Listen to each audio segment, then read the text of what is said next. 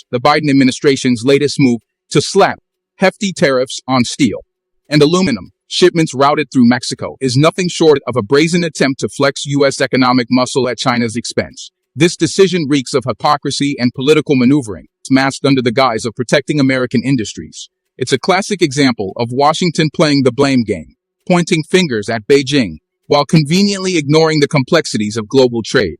The U.S. claims to champion free markets and fair competition. Yet these tariffs are a blatant contradiction, weaponizing economic policy to stifle competition and maintain a veneer of control.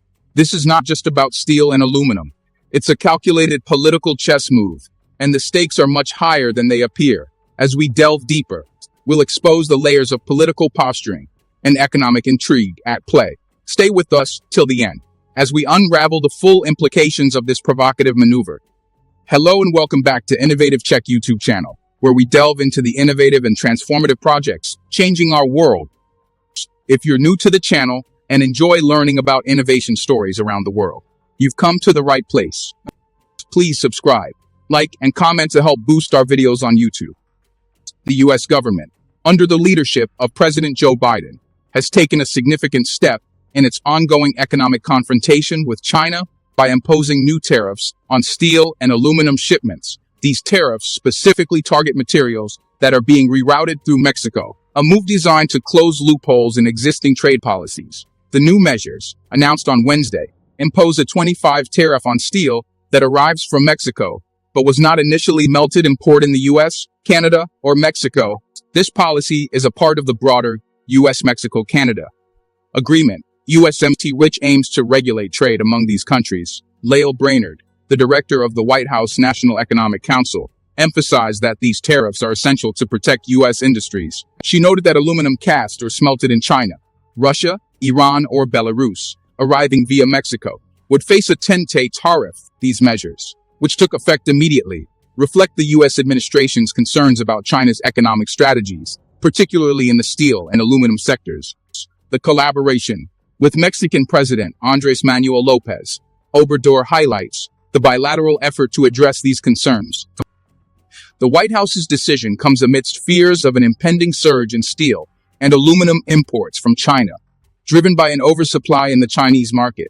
This concern is particularly acute given the ongoing slump in China's real estate sector, which could potentially lead to a glut of materials being redirected to other markets, including the U.S. The U.S. has consistently viewed the steel industry as a vital component of its national economy, and these new tariffs are intended to safeguard this sector from foreign competition.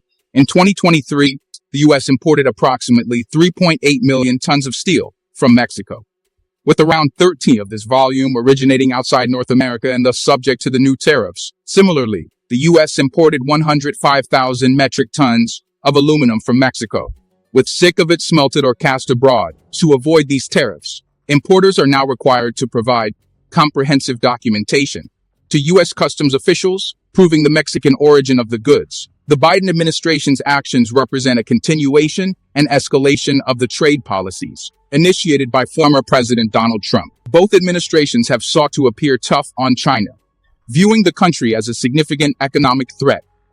This bipartisan stance reflects a broader U.S. concern over China's growing influence in global trade and its impact on the American economy. The imposition of these tariffs is not just an economic measure. It is also a political statement. It underscores the U.S.'s commitment to protecting its domestic industries and maintaining a competitive edge in key sectors like steel and aluminum. The administration's approach also aims to address what it perceives as unfair trade practices by China, including the use of transshipment routes through third countries like Mexico to circumvent existing tariffs. As the situation unfolds, the response from China will be closely watched. The Chinese government has previously criticized U.S. tariffs and sanctions, arguing that they are a form of economic coercion. The new tariffs on steel and aluminum are likely to further strain the already tense U.S.-China relationship, which has seen numerous disputes over trade, technology, and geopolitical issues. Just a quick reminder to hit the like button below. YouTube has been restricting my videos a lot recently because of bots, so your like does help out this video massively in terms of the algorithm in YouTube. In addition to the economic implications, the new tariffs may also have significant political ramifications. President Biden's decision to impose these tariffs could bolster his administration's image as being tough on China, stance that resonates with a significant portion of the American electorate. It also positions the U.S. as a defender of fair trade practices and a protector of its domestic industries, themes that have been central to both Democratic and Republican administrations. The broader implications of these tariffs on global trade and international relations are yet to be fully realized. However, it is clear that the U.S. is taking a proactive approach to protecting its economic interests, even as it navigates complex relationships with key trading partners like China and Mexico. The collaboration with Mexico in implementing these measures indicates a strategic partnership aimed at curbing China's economic influence in the region. As we continue to explore this topic, it's essential to consider the historical context of U.S.-China trade relations and the evolving dynamics of global trade. The tariffs are just one aspect of a larger strategy that includes other economic and diplomatic measures aimed at countering China's rise as a global economic power. The new tariffs on steel and aluminum shipments through Mexico have sparked a range of reactions from various stakeholders. Businesses and industry groups in the U.S. have expressed concerns about the potential impact on costs and supply chains. For manufacturers who rely on these materials, the increased tariffs could lead to higher production costs, which may ultimately be passed on to consumers. This scenario is particularly concerning for industries such as automotive and construction, where steel and aluminum are critical components. Trade organizations have also voiced their opinions, highlighting the delicate balance between protecting domestic industries and maintaining healthy trade relationships. The National Association of Manufacturers, NAC, issued a statement acknowledging the need to address unfair trade practices, but cautioned against measures that could inadvertently harm U.S. businesses. Named President J. Timmons emphasized the importance of a comprehensive strategy that includes not just tariffs, but also diplomatic efforts to engage with trading partners and address underlying issues. Internationally, the response has been varied. China's Ministry of Commerce swiftly condemned the new U.S. tariffs, describing them as a violation of international trade rules and a unilateral move that would only escalate tensions.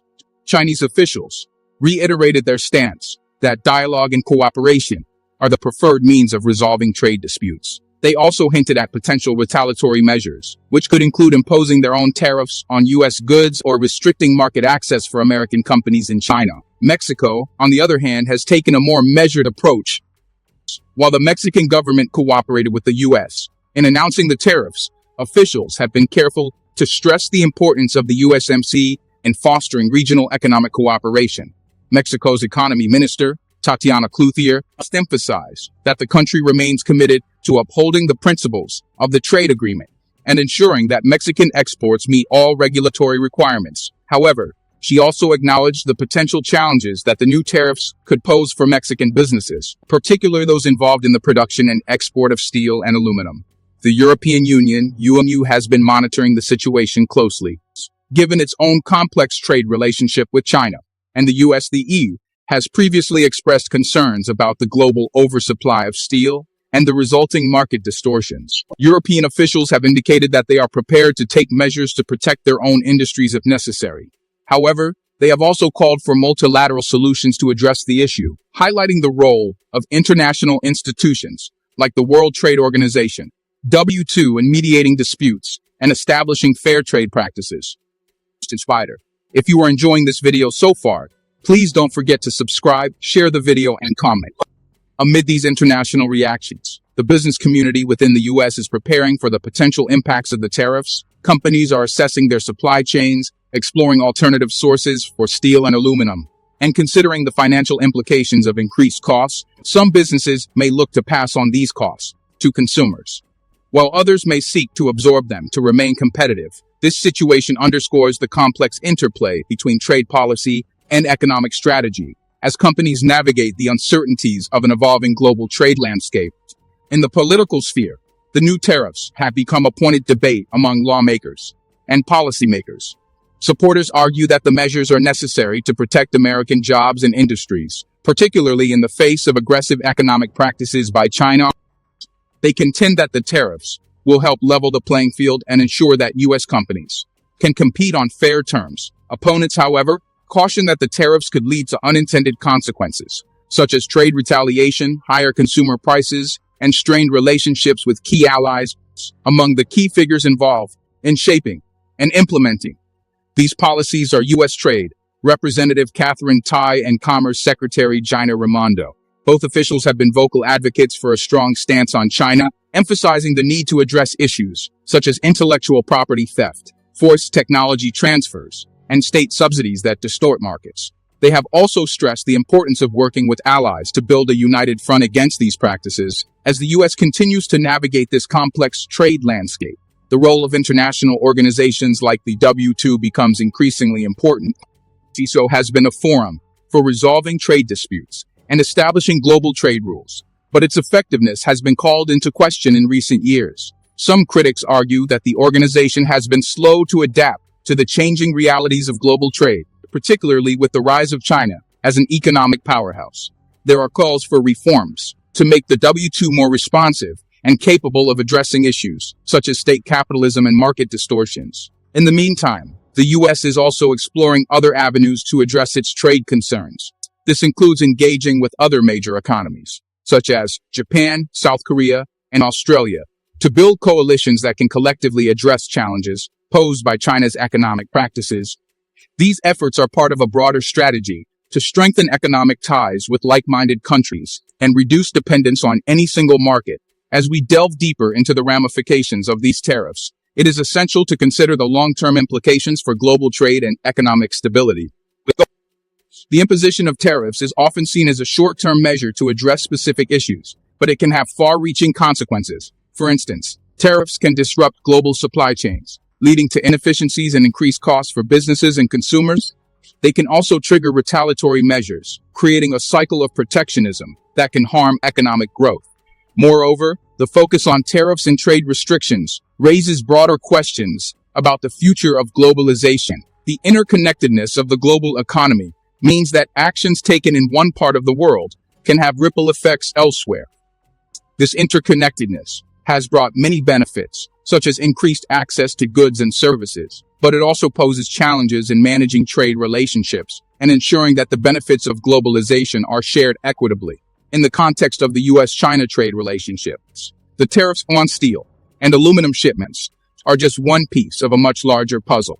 The two countries are also engaged in a broader struggle over technology and innovation, with issues such as intellectual property theft, cybersecurity, and market access coming to the fore. The U.S. has expressed concerns about China's practices in these areas, particularly regarding the role of state-owned enterprises and the use of subsidies to support key industries. As we explore these complex dynamics, it's important to consider the perspectives of various stakeholders, including businesses, consumers, policymakers, and international organizations. Each of these groups has a vested interest in the outcome of these trade policies, and their views can shape the direction of future actions. Thank you for your attention, and I welcome your thoughts and questions on this complex and vital subject. Do you want to watch more videos like this one? If yes, please like and share the video, and subscribe to get exclusive videos about how phenomenally China is developing and growing its influence. Your subscriptions and likes motivate us to generate more content, so please keep supporting us. Check out this videos showing on your screen right now, and I will see you on the other side.